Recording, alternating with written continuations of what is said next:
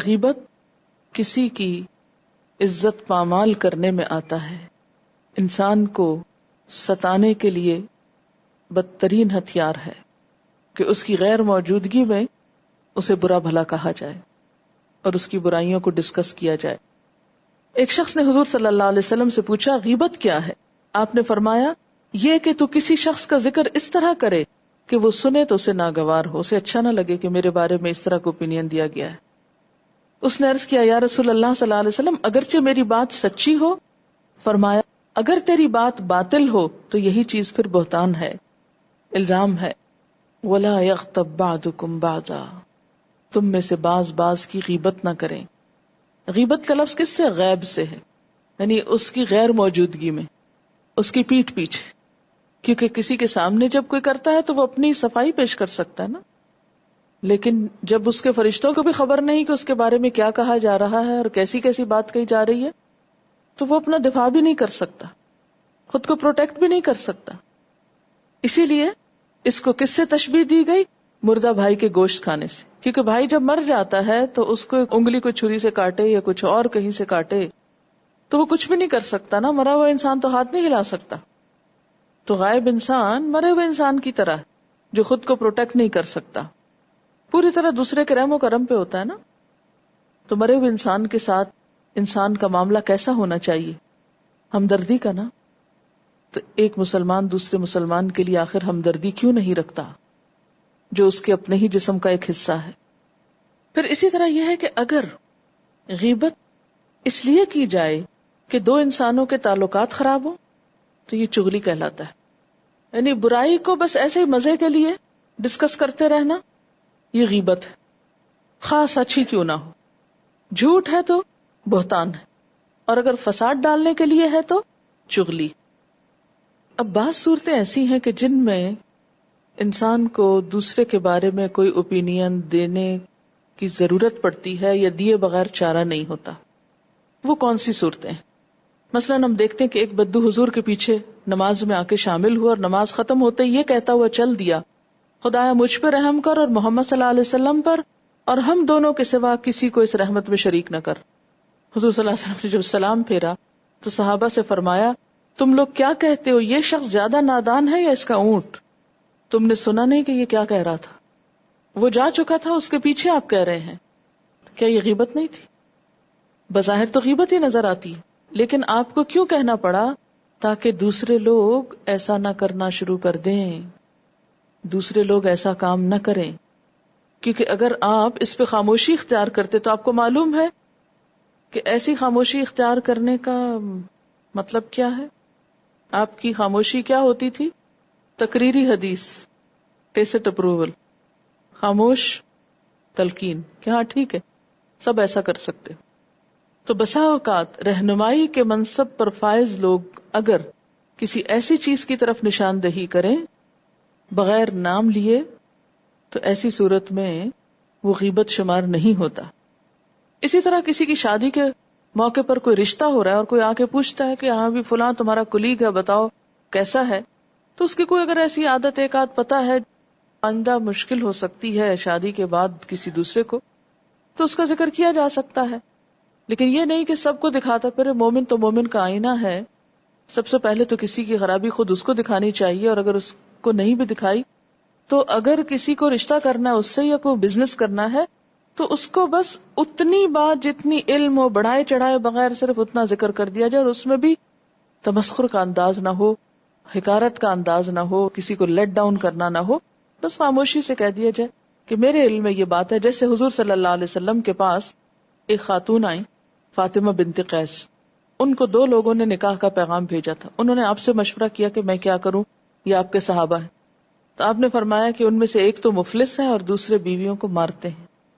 اب یہ دونوں چیزیں ویسے تو غیبت میں شمار ہوتی، لیکن آپ کو بتانی پڑی تاکہ یہ خاتون پہلے سے اپنے مائنڈ کو پریپیئر کر لے کہ اگر مارنے والے کے ساتھ زندگی گزار سکتی ہے تو ٹھیک ہے قبول کر لے، اور اگر ایک شخص مفلس ہے، غریب ہے، اور یہ اس پہ قناعت کر لے گی تو ٹھیک ہے کر لے۔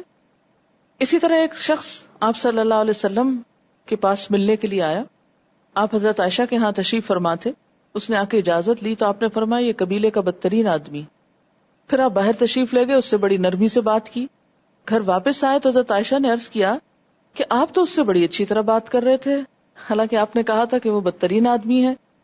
آپ صلی اللہ علیہ وسلم نے فرمایا خدا کے نزدیک قیامت کے روز بدترین مقام اس شخص کا ہوگا جس کی بد زبانی سے ڈر کے لوگ اس سے ملنا جلنا چھوڑ دیں. تو مراد آپ کی کیا تھی کہ میں اس سے بد زبانی اور بد اخلاقی نہیں کر سکتا، خواہ وہ بدترین شخص ہے. اس سے ہم سب کو کیا سبق ملتا ہے کہ خواہ کوئی کیسا ہی برا انسان ہو، یہ کہیں بھی جائز نہیں کہ ہم اس کے ساتھ بدتمیزی شروع کر دیں اور یہ جواز دیں کہ وہ برا ہے اس لیے ہم کو بدتمیزی کرنی ہے. ہرگز نہیں. اور حضرت عائشہ کو کیوں بتایا تھا آپ نے یہ برا شخص ہے؟ کہ کہیں ایسا نہ ہو کہ آپ کی غیر موجودگی میں آ جائے اور وہ سمجھے کہ حضور تو اس سے بہت اچھی طرح بات کر رہے تھے اور وہ اس کی کسی برائی کا شکار نہ ہو.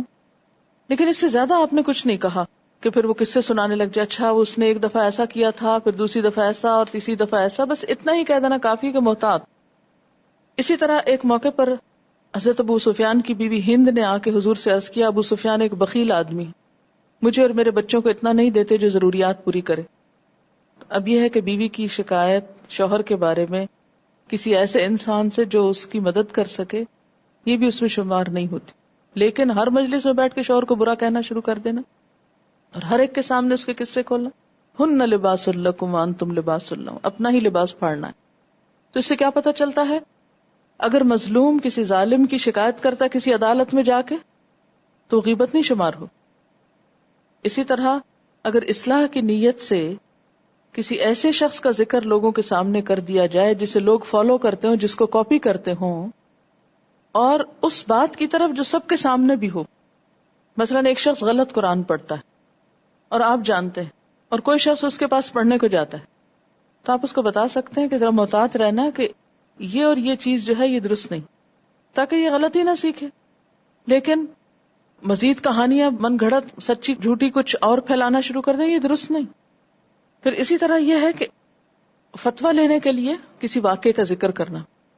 اس میں مثلا اگر ایک باپ اپنے بچوں کو ماں کی وراثت سے محروم رکھے ہوئے ساری جائیداد پہ خود قبضہ کر لیا اور کوئی بچہ اپنی شکایت باپ کی لے کے جاتا ہے تو غیبت.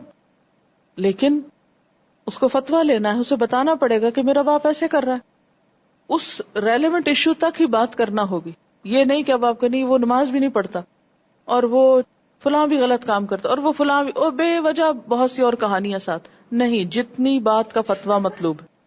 مثلاً ایک شخص نے اپنی بیوی کو طلاق دی یا مارا، وہ فتویٰ لینے جا رہی ہے بیوی، تب اسے بتانا ہوگا کہ شوہر نے طلاق کہی ہے یا نہیں کہی. تو یہ غیبت میں نہیں شمار ہوگا.